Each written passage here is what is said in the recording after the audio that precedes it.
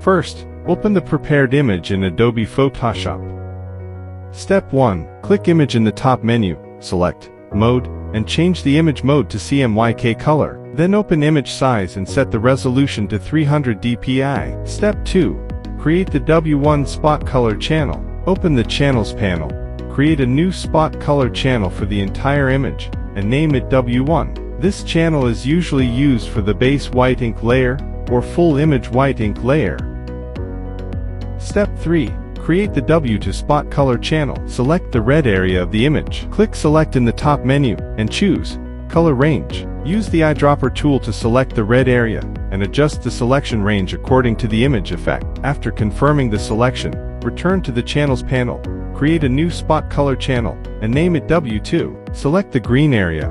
Create a new spot color channel in the Channels panel, and name it W3. Finally, check that all channels are named correctly. Go to File Save As, save the image in TIFF format, and save it to the desktop.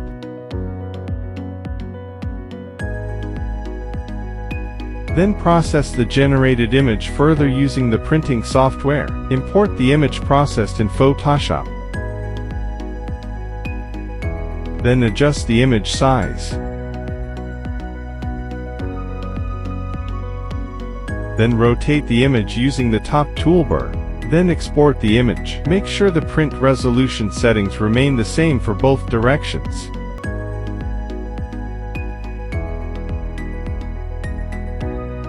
Next, start the printing process. Note that the cap of the square ink cartridge does not need to be loosened. First, attach the automatic ink extraction device. Then perform printhead cleaning through the printing software. Wait 20 seconds for the automatic ink extraction process. Then remove the device. Use 256 Hz for the nozzle firing operation. Then use 1 Hz for nozzle firing. Place a sheet of paper in front of the printhead, and check whether the color lines are complete.